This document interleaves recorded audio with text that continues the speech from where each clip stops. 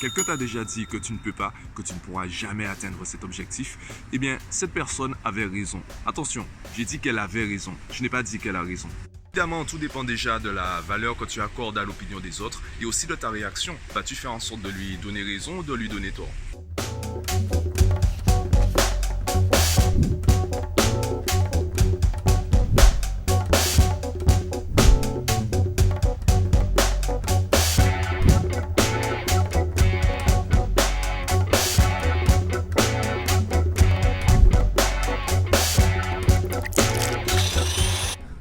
La valeur que tu accordes à l'opinion des autres, elle est super importante. Je te donne mon expérience, mon exemple de toute ma vie, ou du moins des souvenirs que je garde de ma vie.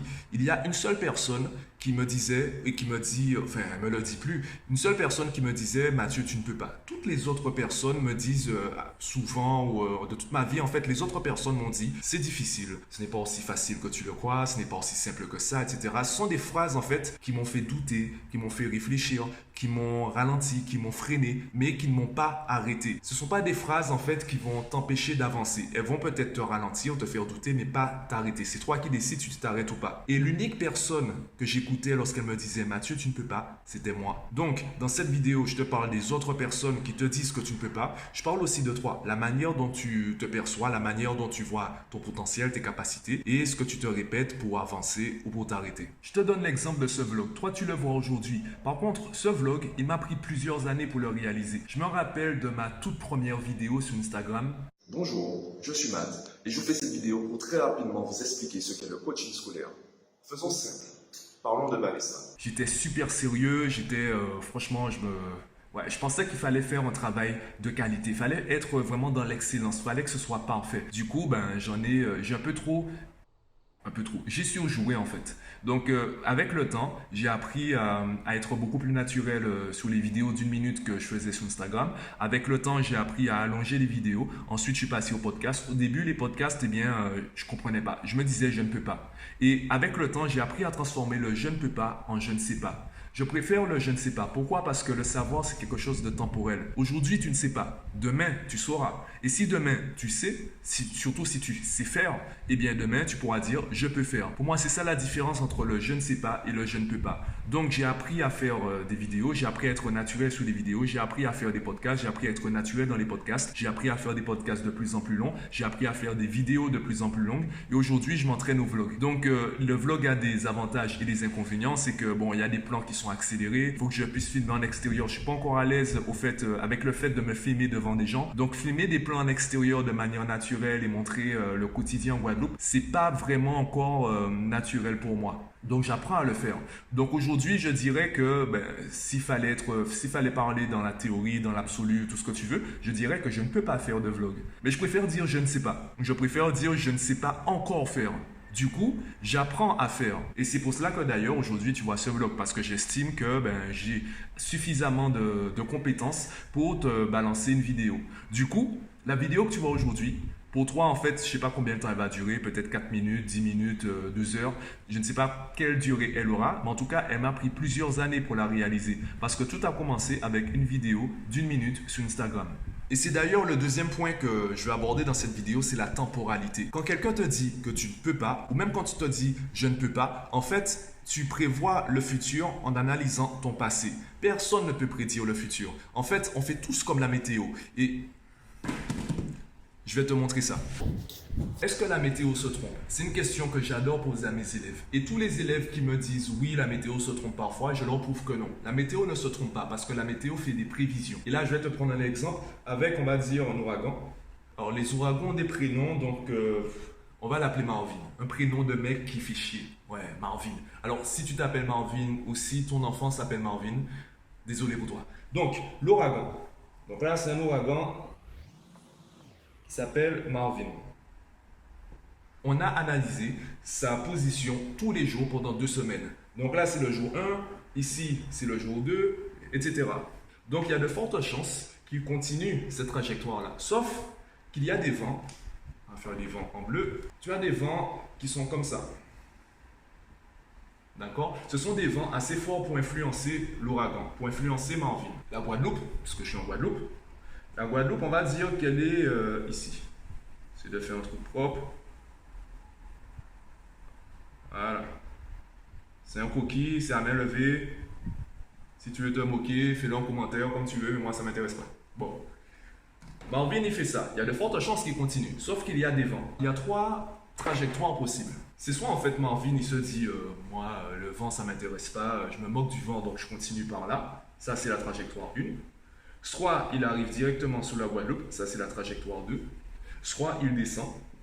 Ça, c'est la trajectoire 3. Là, je te donne vraiment des exemples bidons. Hein. Mon discours n'est vraiment pas scientifique. Je te fais vraiment un résumé vulgaire pour que tu puisses comprendre. Donc, c'est soit il continue tout droit, il évite la Guadeloupe, soit il fonce directement sous la Guadeloupe, soit il passe sur le côté. Donc, il va frôler la Guadeloupe et chaque trajectoire aura des conséquences différentes. La trajectoire la plus probable, on va dire que c'est la 3, par exemple. D'accord? Dans la trajectoire la plus probable, c'est que l'ouragan, que Marvin, passe sur le côté, du moins sur le côté, passe à côté de la Guadeloupe, ne passe pas au-dessus de la Guadeloupe. Donc, qu'est-ce que la météo va dire? Il y a un danger, l'ouragan semble passer à côté de la Guadeloupe sans passer par-dessus. Donc, la météo va prendre la prévision la plus probable. Et c'est la même chose que font les gens, c'est la même chose que fait l'éducation nationale d'ailleurs. Ici, ce sont tes résultats scolaires. Ça, cette partie-là, on va la mettre en vert. Ça, c'est ton objectif. Ça, c'est l'échec scolaire. Donc, tu vois que tes résultats te conduisent à l'échec scolaire. Et toi, tu dis au professeur, je veux aller là. Donc, qu'est-ce que les professeurs vont dire? Tu ne peux pas. Tu ne peux pas parce que par rapport à tout ce que tu as prouvé jusqu'à aujourd'hui, il y a plus de chances que tu ailles là que tu ailles là. Est-ce que pour autant, ils ont raison? Dans la théorie, non. Dans l'absolu, non. Après tout, tu peux changer. Et c'est ça la force des événements extérieurs, comme le vent ici. C'est la force également de ta volonté. De la même façon, parfois, les ouragans font des choses qu'on ne comprend pas. Surtout que je te rappelle, Marvin, c'est un mec qui fait chier. Donc, Marvin peut décider à n'importe quel moment, il peut décider de revenir. Et ensuite, il se dit, mais non, j'ai envie d'aller en Guadeloupe, donc je reviens. Il peut aussi décider de faire ça. La nature fait des choses qu'on ne comprend pas toujours. Donc, peu importe ce qu'on va dire, en fait, on peut juste faire des prévisions. Et la seule façon qu'on a de connaître le futur, c'est de projeter le passé sur l'avenir. C'est pour cela que les gens te disent que tu ne peux pas. C'est pour ça que tu te dis que tu ne peux pas. Parce que tu analyses ton passé pour prévoir, pour prédire ton futur. Sauf que les choses changent. Tu ne seras pas la même personne dans 10 ans que la personne que tu es aujourd'hui. Donc, même si aujourd'hui tu ne peux pas, même si tu as raison de dire aujourd'hui je ne peux pas, ça ne t'empêche pas de commencer à faire pour que peut-être demain ou dans 10 ans tu puisses faire. Pour moi, c'est ça la différence entre les deux. Et c'est ce que j'essaie d'expliquer d'ailleurs avec mes élèves. Mes élèves, ils sont parfois ici. Alors, ils ne vont pas forcément vers l'échec scolaire, c'est pas forcément cela. Par contre, ils passent à côté de leur objectif. Ils vont peut-être même passer là. Et moi, je vais leur apprendre à modifier leur trajectoire pour qu'ils puissent se diriger vers leur objectif. D'accord? Donc là, c'est le point de départ. C'est lorsqu'ils me rencontrent. Ça, c'est la destination. Je les aide à améliorer l'itinéraire pour atteindre la destination le plus rapidement possible avec le moins d'obstacles possible. Et pour ça, ça demande des habitudes. C'est pour ça que je parle autant d'habitudes. C'est pour ça aussi que je parle autant du travail à la maison. Parce que c'est à la maison que tout se joue. La trajectoire que tu vois là, ça se fait à la maison, ça se fait au quotidien, ça se fait dans les détails. Le temps que tu vas passer sur Netflix, au lieu de passer du temps à travailler sur tes projets, le temps que tu vas passer à regarder sur YouTube des vidéos de chats ou des clips vidéo, au lieu de regarder des conférences ou des tutoriels ou des vidéos de cours, par exemple, en fonction de comment tu vas vivre au quotidien, pas travailler, mais vraiment vivre de manière générale, eh bien, ça va tracer une trajectoire. C'est d'ailleurs le livre L'effet cumulé de Darren Hardy. Il y a un abonné de mon livre, s'il te plaît, qui l'a. Donc, si tu regardes cette vidéo, prends conscience de la puissance de ce livre. L'effet cumulé te dit justement que tous les petits trucs que tu fais tous les jours, les habitudes que tu as tous les jours, peuvent prédire ton futur, tant que tu ne les changes pas. Ça, c'est le changement, le bleu. Et ça aussi, la volonté. Donc, le bleu, on va dire, c'est les événements extérieurs. On va l'entourer. Et ça, c'est ta volonté. Ça. Tu peux décider de changer à n'importe quel moment. Par contre, pour changer, il faut déjà vouloir changer et il faut prendre conscience de ce qu'on veut changer et vers quoi, vers où on veut se diriger. Si tu veux changer et tu ne sais pas quoi changer, ni comment le changer, si tu ne sais pas en fait quelles sont les conditions, les facteurs de ce changement, eh bien, ça ne sert à rien en fait.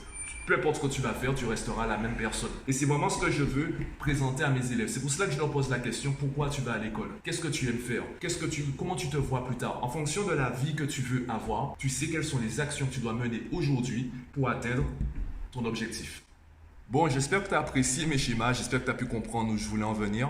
J'ai essayé d'être le plus précis possible tout en restant assez concis. D'ailleurs, si tu apprécies ce format, si tu apprécies l'utilisation du tableau, je t'invite à me le dire en commentaire. J'ignore encore en fait quel format donner au vlog. Je veux pas en fait que ça ressemble à des podcasts. Je veux jouer sur le visuel, je veux que ce soit attractif, je veux que ce soit dynamique, amusant, etc. Mais j'ai encore un peu de mal en fait à jongler entre les deux. Donc, je veux bien entendre également tes critiques, entendre ou lire, hein, parce que bon, on n'est pas obligé de me faire une note audio à chaque fois. Je veux bien en fait connaître tes critiques, connaître ton avis par rapport aux différents formats. Qu'est-ce que tu aimerais voir, qu'est-ce que tu aimerais que je fasse, etc. Comment tu aimerais que j'aborde le truc. En attendant, ben moi aujourd'hui c'est le jour numéro 3. Ouais, troisième jour du stage. Donc cet après-midi, je reçois les élèves. On va commencer avec les lycéens. Et c'est ce que je vais essayer de leur montrer. Je l'ai dit en fait au tout début du stage. C'est pas pendant les séances qu'ils vont bosser. Je veux pas en fait travailler les maths avec eux. Ils ont suffisamment de temps dans la semaine pour bosser les maths. Je veux que lorsqu'on se voit, eh bien, je réponde aux questions. Et pour répondre aux questions, il faut qu'ils aient des questions et qu'on prévoit, qu'on planifie la semaine qui arrive. Qu'on puisse mettre en place en fait les choses, qu'on puisse améliorer le planning, qu'on puisse revoir les fiches, qu'on puisse améliorer les fiches, qu'on puisse préparer les évaluations, etc. C'est vraiment en fait travailler dans le futur. Parce que quand je fais des exercices, quand je travaille un chapitre avec un élève, en fait, je travaille dans le passé. Tout le travail qu'il n'a pas fait dans la semaine, je suis obligé de le faire avec lui en séance. Par contre, s'il fait des exercices à la maison et qu'il vient en cours, en séance, avec des questions, avec des exercices qu'il n'a pas réussi à finir, avec des corrections des corrigés qu'il n'a pas compris, etc. Eh bien là, on travaille dans le futur parce que là, je lui montre comment régler rapidement le passé pour commencer à travailler dans le futur. Donc, on va revoir en fait les détails pour ensuite très rapidement planifier les futures choses, les étapes suivantes. Donc bon, aussi, voilà, petit truc concernant le vlog, j'essaie de modifier également la gestion de ma journée. Donc là, j'enregistre des plans tout au long de la journée et je garde le montage pour le soir. Donc c'est une petite pression sur moi, ça veut dire que chaque plan que je filme, soit je le supprime tout de suite et je recommence, soit je le garde et je n'y touche plus.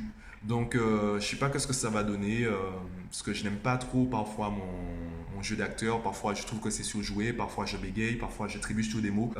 Je te partage le secret. Le vlog de hier, à la base, il dure 24, certainement 24, voire 34 minutes. J'ai enregistré énormément de plans. J'ai changé de sujet deux fois. Deux changements, ça veut dire que j'ai eu 3 sujets différents. Donc, je voulais aborder plusieurs sujets. Et finalement, manque d'inspiration, manque de motivation et ça a donné ce que tu as vu hier. Donc ça m'arrive aussi parfois, c'est le travail que j'ai à faire, donc je te partage ça. Ce que tu vois en fait, c'est vraiment la version, pas édulcorée, mais en tout cas la version travaillée ou du moins bien filtrée. Il y a énormément d'échecs avant. Ce que tu vois, c'est le succès pour les dizaines d'échecs. Bon, je te laisse sur ça, je continue d'enregistrer mes plans et je te dis déjà à ce soir pour le montage et la publication et à demain pour un nouveau vlog quotidien.